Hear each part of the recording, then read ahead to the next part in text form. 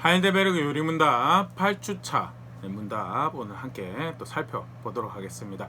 문답 먼저 같이 한번 읽어보면요. 24문답, 25문답입니다. 먼저 24문 질문: 이 조항들은 어떻게 구분됩니까? 답: 세 부분으로 구분됩니다. 첫째, 성부 하나님과 우리의 창조. 둘째, 성자 하나님과 우리의 구속. 셋째, 성령 하나님과 우리의 성화입니다. 제25문 질문: 오직 한 신적인 본질만이 계시다고 하면서 당신은 왜 성부와 성자와 성령을 말합니까? 답: 왜냐하면 하나님은 말씀으로 자신을 그렇게 계시하셔서 구별되는 이 세 위격이 한 분의 유일한 참된 영원한 하나님이시라고 하기 때문입니다. 우리 지난 시간에 참된 우리의 구원과 관련해서 믿음으로 구원받는 부분을 함께 살펴보면서 성경에서 가르친 믿는다는 것이 무엇인가라고 할 때 첫째는 지적인 동의를 하고요.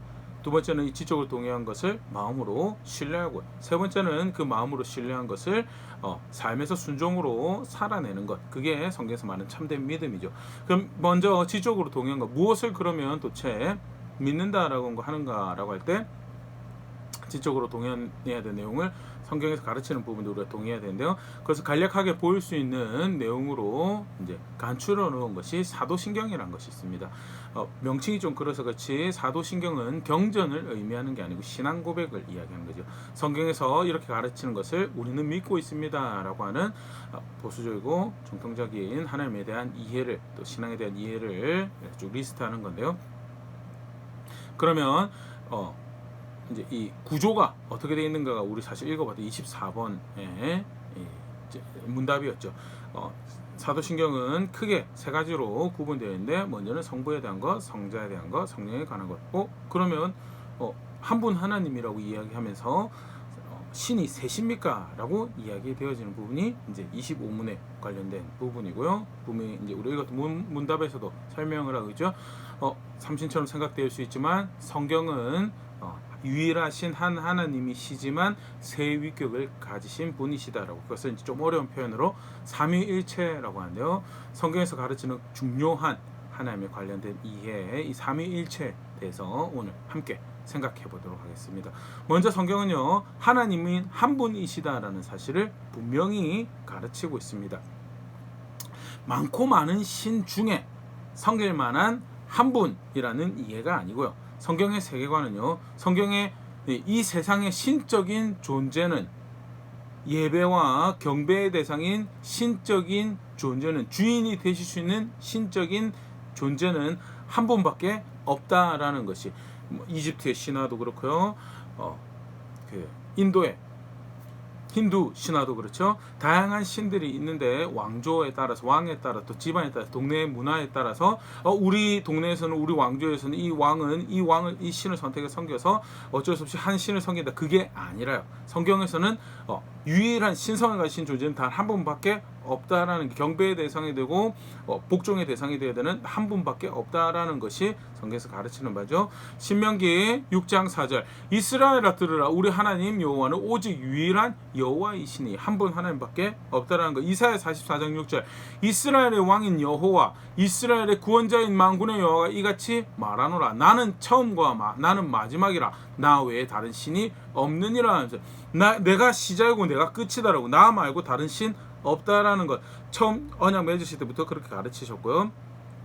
타락한 세대들에게도 다시 너희가 섬긴 여호와는 이런 존재다라고 분명히 확인하신 것이 한 분 하나님이시다는 것. 구약뿐만 아니라 신약에서도 마찬가지죠. 에베소 4장 6절 하나님도 한 분이시니 곧 만유의 아버지시라, 만유 위에 계시고 만유를 통일하시고 만유 가운데 계시도다 하면서, 모든 것을 통치하고 만드시고 통치하시고 아버지가 되시는 분은, 그 가운데 그의 작정을 이뤄가시는 분은 한 분 하나님이시더라, 하나님 한 분밖에 없다라는 것 분명히 가르치고 있는데, 그러면 성경 분명히 다른 신에 대한 언급이 있지 않습니까? 그들은 뭐하는 존재입니까? 라고 할 때 쉽게 성경은 그렇게 설명합니다. 먼저는 하나님은, 신은 한 분이신데 그 하나님을 대적하는, 미혹하는 세력이, 이는 신이 아니고 피조 세계, 특히 타락한 천사라고 보통 이야기를 하죠.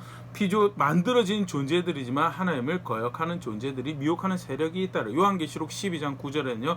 큰 용이 내쫓기니 옛뱀 곧 마귀라고도 하고 사탄이라고도 하며 온 천하를 꾀하는 자라. 그가 땅으로 내쫓기니 그의 사자들도 그와 함께 내쫓기느니라. 큰 용이라고 표현되기도 하고 옛뱀이라고 마귀라고 하고 사단이라고 표현되어지는 미혹하는 하나님을 대적하는 세력이 분명히 단순히 혼자가 아니라 무리를 지어서 미혹한 세력이 있다라고 표현되면서요. 온 천하를 속이는 존재다라고 그렇게 설명되어 있고, 어떻게 속이느냐. 요한복음 8장 44절 너희는 너희 아비 마귀에게서 났으니 너희 아비의 욕심을 너희도 행하고자 하느니라. 그는 처음부터 살인한 자여 진리가 그 속에 없으므로 진리에 서지 못하고 거짓을 말할 때마다 제 것으로 말하나니 이는 그가 거짓말쟁이요 거짓의 아비가 되었음이라. 하면서 진리에 동의하지 않고, 진리라는 것은 하나님의 말씀이죠. 하나님 질서고요. 그 진리에 동의하지 않고 하나님 통치에 동의하지 않고 그것을 거스러서 참된 것에 동의하지 못하도록 속이는, 그것을 꾀하는 미혹하는 세력이 분명히 있고, 그 꾀임에 넘어가서 자신들이 만들어낸 신이 다른 신인 걸로 성경 대표적인 말씀 보면 이사야 44장 15절 17절 이 나무는 사람이 땔감을 삶는 것이거늘 그가 그것을 가지고 자기 몸을 덮게도 하고 불을 피워 떡을 굽기도 하고 신상을 만들어 경배하며 우상을 만들고 그 앞에 배불리기도 하는구나. 그 중에 절반은 불에 사르고 그 절반으로 고기를 구워 먹고 배불리며 또 몸을 덮게 하여 이르기를 아하 따뜻하다 내가 불을 보았구나 하면서 그 나머지로 신상 곧 자기의 우상을 만들고 그 앞에 엎드려 경배하며 그것에게 기도하여 이르기를 너는 나의 신이 나를 구원하라 하는도다. 사람의 어리석으면 그 참된 것에 동의하지 못하고 꾀는 세력에 속아가지고 어리석은 것을 만들어내는, 다른 신을 만드는 사람의 표현을 단적으로 보여주신 모습인데, 나무 쉽게 예로 들어서 나무라고 이야기하시는 그 나무도 되고 돌도 되고 은도 금도 되고 다양한 부분에 따라 표현에 그렇게 차이가 있죠.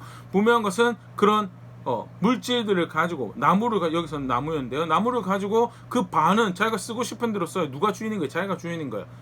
그것을 가지고 몸을 덮게 하고 그 떡을 굽기도 하고 그 자기 이용한 대로 써먹고 그 반은 또 잘라가지고 자기 신이라고 섬기고 있는, 그 만드는 내 땔감으로 사용하는 그 물질에다 대고 나를 구원하라고 이야기하는 그 어리석은 사람의 마음, 게임에 넘어가서 진짜 진리에 동의할 줄 모르고 욕심을 쫓아서 그릇된 것을 섬기는 사람의 어리석음, 그게 다른 신이다라는 것을 성경이 말하는. 성경은요 다른 경배를 할 복종할 다른 신이 존재하지 않습니다. 성경은 유일하게 복종해야 될, 경배를 돌려야 될 대상신 한 분 하나님을 가르치고 있고요. 다른 것은 네가 만들어낸 거다라고, 미혹하는 세력에 속아 넘어가 네가 만들어낸 거다. 꼭 그들이 행하는 그러면 어떤 영적인 권위나 이런 세력, 그건 실체가 아닙니까? 그건 사람이 넘겨준 거다. 누가복음 4장 6절 이르되 이 모든 권위와 그 영광을 내가 너에게 주리라. 이것은 내가 넘겨준 것이므로 내가 원하는 자에게 주노라. 어느 정도 만들어진 타락한 천사로서 만들어진 어떤 기능들은 가지고 있는데 그 가운데 사람이 넘겨준 권위를 가지고 그 실력 행사를 행하는 것이 성경에서 가르치고 있는 이 영적인 실체에 대해서 이야기를 하는 거고요. 다시 말해서 하나님은 한 분이시다. 악의 세력도 그러면 그 기원을 하나님께 두고 있는데 하나님을 대적하는 존재로 미혹하는 일을 하더라. 결국 그래서 진리에 동의하지 못하도록, 때때로 그것이 사탕 발린 유혹이 될 수도 있고 그릇된 두려움을 심는 것일 수도 있고, 분명한 것은 그렇게 해서 진리에 동의해서 참된 하나님을 섬기지 못하도록 하는 그 일을 하는 대상은 있는데 신적인 존재는 아니다라는 것이 성경에서 가르치는 바고요. 분명하고도 단호하게 하나님은 신은 하나다라는 것을 가르치고 있죠. 그런데 동시에 문답에서 봤지만 성경은요 흥미롭게도요 한 분 하나님이신데 세 분의 위격을 가지고 있다라는 것. 그것은 이제 두 가지를 가지고 크게 설명하는데요. 하나는요 한 분 하나님에서 본질이 똑같다라는, 그 기본 본질은 동일하다는. 먼저는 대표적으로 성자 예수님이 성부와 동일한 본질을 가지고 계시다. 빌립보서 2장 6절 그는 근본 하나님의 본체시나 하나님과 동등됨을 취할 것으로 여기지 아니하시고, 본질적으로 하나님과 동등되지만 구원의 사역에 있어서 동등이 될 것으로 취하지 않으시고 자기를 내려서 그 하나님 뜻에 의도에 자신을 내려놓으셨다는 것을 설명하면서요 분명하게 밝히고 있는 것은 예수님은 오신 메시아신 하나님의 아들은 본질적으로 하나님이시다라는 것 분명히 이야기를 하고 있죠. 두 번째, 성령 하나님은, 그러면 그분은 그래도 좀 종이고 하인인 것 같던데 아니요. 그분도 본질적으로 하나님이시다는 거. 대표적으로 볼 수 있는 본문이 사도행전 3장 4절, 사도행전 5장 3절 4절 말씀이죠. 사도행전 5장에 이제 예루살렘에 세워졌던 초대교회에 불미스러운 일이 발생을 합니다. 아나니아 사피라가 자신들의 명예를 위해서 속이는 그런 일을 하게 되죠. 사도행전 5장 3절 4절 베드로가 이르되 아나니아여 어찌하여 사단이 너의 마음에 가득하여 네가 성령을 속이고 땅값 얼마를 감추었느냐. 먼저 아나니아가 속일 때 그것을 누구를 속였다라고 이야기하면 하나님의 영을 속였다라고, 성령을 속였다라고 이야기를 하는데요. 5장 4절에 땅이 그대로 있을 때에는 너의 땅이 아니면 판 후에도 너의 마음대로 할 수 없더냐. 어찌하여 이 일을 너의 마음에 두었느냐. 사람에게 거짓말한 것이 아니요 하나님께로다라고 베드로가 이야기하는데 성령을 속였다라고 이야기하면서 다시 그걸 누굴 속였다고 이야기하면서 하나님을 속였다라고 이야기하는 거예요. 본질적으로 성령 하나님에 대한 이해가 하나님과 동등한 한 분이신 걸로 이해를 하고, 그 성령을 속인 것이 그 누굴 속인 거냐, 하나님을 속인 것이다라고 설명하고 있는 대목에서 분명히 볼 수 있죠. 사도들의, 예수님 제자였던 사도들의 마음과 초대교회 이해 가운데 예수님도 하나님으로 이해하였고 성자 하나님도 하나님으로 이해하였다는. 그런데 그러면 또 어떤 다른 신화의 존재들처럼 성부 하나님이 이때는 성자로 나타나셨다가 또 이때는 성령으로 나타나시고 그런 거 아닙니까? 라고 할 때 아니다. 동등한 본질인데 한 분 하나님이 변신을 하는 것이 아니고, 그게 이제 좀 어려운 말 양태론이라고 모양을 변환하였다, 뭐 어떤 다른 모드를 가졌다, 영어로는 모달리즘이라고 그렇게 표현을 하기도 하는데요. 모드를 바꾸는 것이 아니라 분명하게 동등된 하나님으로서 한 분 하나님, 본질의 하나님 한 분 계신데 동등한 본질을 세 분이 공유하고 계시면서 각각 구별된 위격을 가지고 동시에 등장하시더라는 거예요. 마태복음 3장 16절 17절 예수님께서 이 땅에 계실 때 침례를 받으시는 대목인데요. 대표적인 구별된 위격으로 뚜렷하게 존재하신 것을 우리가 볼 수 있는 대목이죠. 마태복음 3장 16절 17절 예수께서 침례를 받으시고 곧 물에서 올라오실새 하늘이 열리고 하나님의 성령이 비둘기같이 내려 자기 위에 임하심을 보시더니, 침례를 받으시는 성자 하나님과 비둘기같이 내려오시는 성령과는 구분된 두 존재가 이미 분명히 보이고 있죠. 그러면 이 성령은 성부께서 변신하신 거 아닙니까? 17절 하늘로부터 소리가 있어 말씀하시되 이는 내 사랑하는 아들로 내 기뻐하는 자라 하시니, 하늘로부터 소리를 내시는 성부께서 분명히 계시고요. 비둘기같이 내리시는 성령 계시고요. 그 가운데 침례를 받으시는 예수님 계시고요. 아주 뚜렷하게 구분되어진 다른 위격으로 존재하시는데 한 분 하나님께서 동등한 본질을 공유하고 계시는 한 분 하나님이 계시더란 거. 어떻게 그럴 수 있는가라고 할 때 사실 우리도 그렇지만 가장 혼란스러웠어요. 사람이 이 가르침을 처음 받았던 유대인들이죠.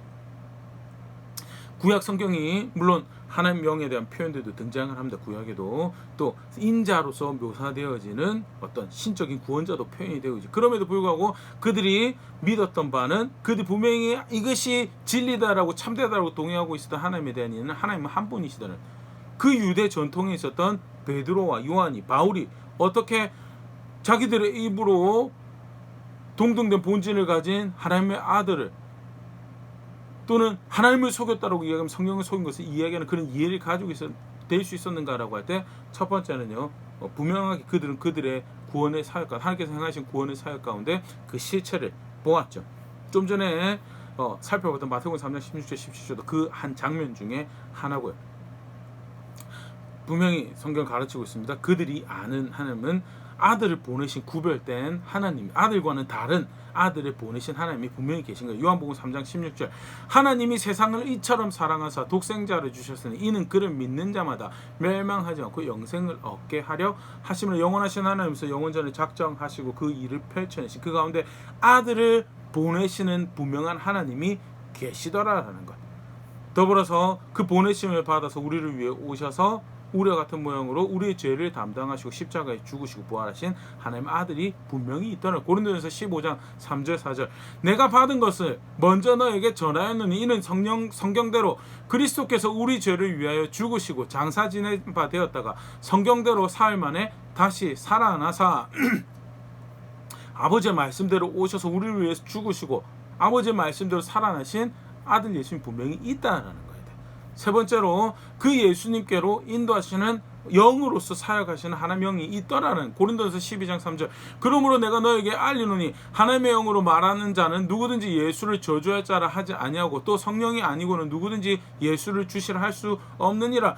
똑같이 복음을 동시대에 하나님의 아들을 마주하고 복음을 받았어요. 그런데도 불구하고 누구는 믿고 누구는 거절하더라, 누구는 저주하더라. 어떻게 그럴 수 있느냐? 하나님의 은혜를 입은 거다. 성경은 양쪽 측면에 다 이야기하고 있습니다. 그 앞서서 우리가 살펴봤던 것처럼 하나님의 사역인과 동시에 그 사람이 그 내적 사역에 순종하는 그 두 가지 모습 다 이야기하는 분명한 것은 어떤 선한 것도 나을 수 없는 우리가 그 죄인이 그 예수 그리스도를 하나님의 아들로 영접할 수 있고 그를 받아들일 수 있는 것은 하나님의 영이 사역, 그가 마음을 만지시고 변화시킨 그 일이 아니고서 불가능하다라는 것을 그 하나님께서 행하신 구원 사역 가운데 분명히 확인하고 보내신 성부가 계신가 하면 오셔서 우리의 죄를 대신하고 지신 예수님 계시 그 한 구원의 사역 함께 이루어 가시면서 우리 가운데 적용하고 계시는 하나님의 영의 사역이 있더라는 요한일서 4장 2절. 이로써 너희가 하나님의 영을 알지니 곧 예수 그리스도께서 육체로 오신 것을 신한 영마다 하나님께 속한 것이에요.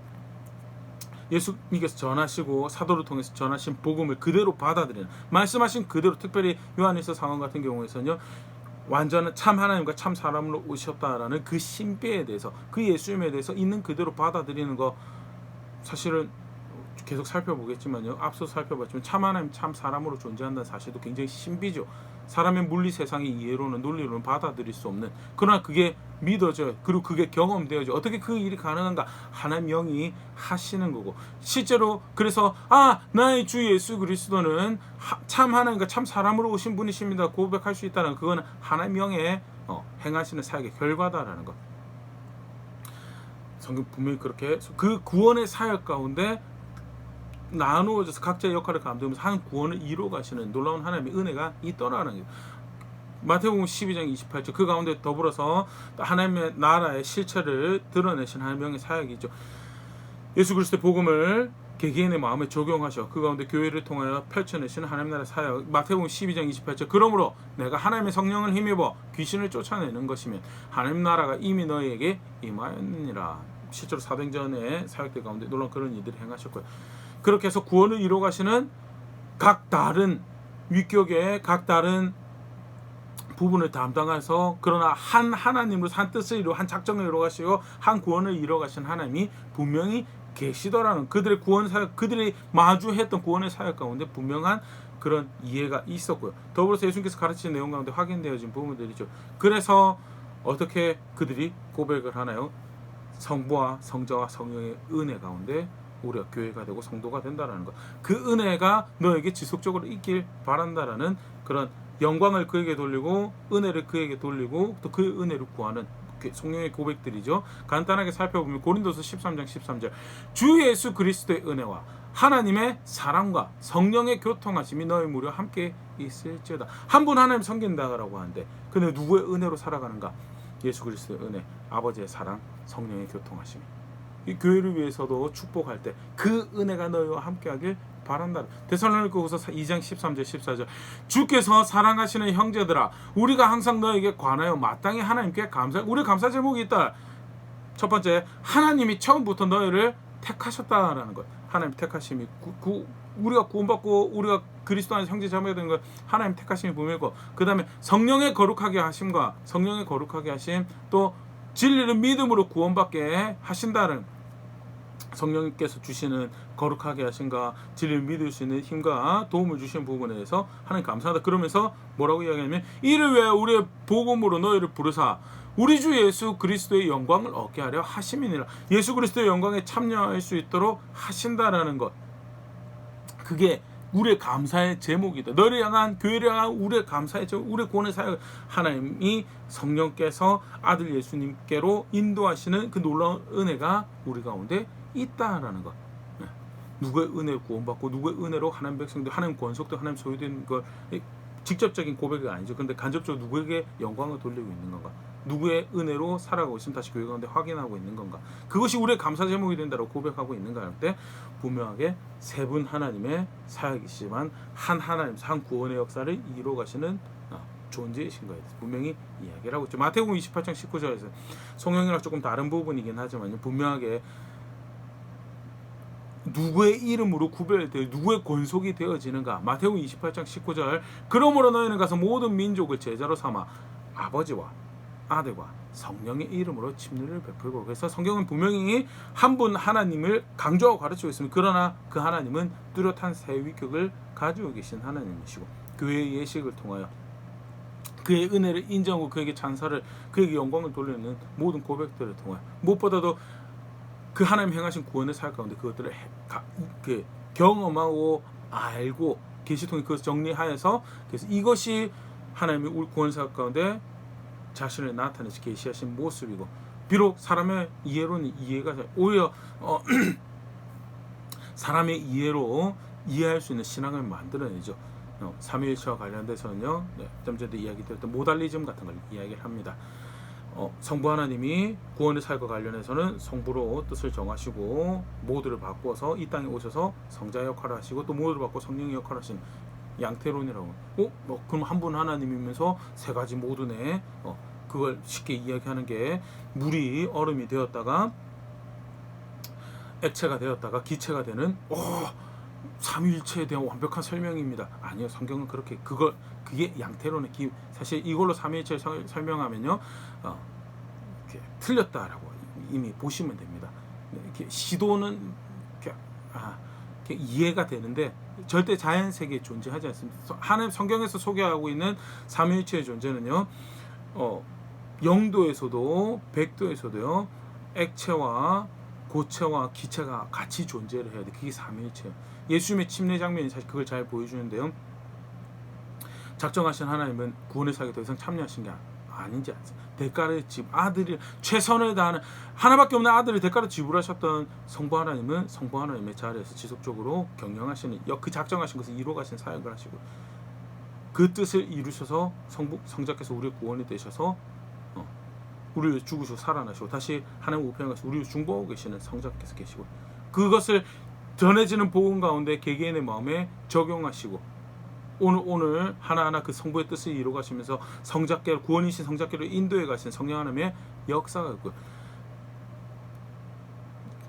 다시 이야기 영도에도 백도에도 고체 액체 기체로 존재해야지 그게 삼위일체 설명이 되는 물은 그렇지 않죠. 설명이 안 되는.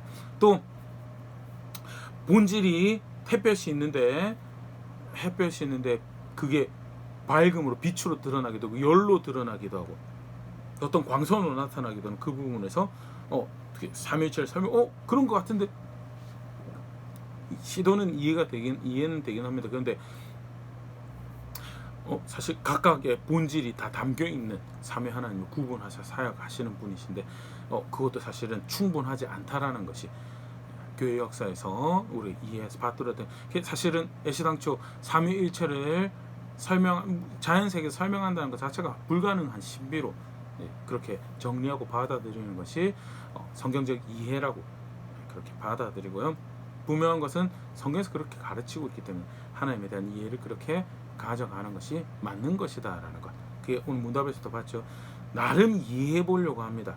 나름 이해해 보려고 하는데 또는 그런 것도 하는데 하나님은 성부만 하나님이시고 성자는 조금 격이 떨어지는 성령도 조금 격이 떨어지는 존재로 설명하는데 아니 아까 하고 살펴보면 본질적으로 동등하고 하나님하고 동등하다라고 성령을 속인 걸 하나님 속였다라고 성경은 분명히 가르치고 있어서 격이 떨어지는 그게 사람의 이해를 쫓아가는데 아니요. 성경은요.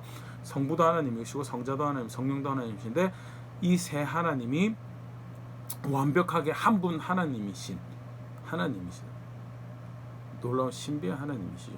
그게 우리 신앙에도 사실은 성경은 이게 영향을 미칩니다. 그 바른 이해를 한 분 하나님의 역사에 따라서 표현은 그렇게 쓸 수 있는데요.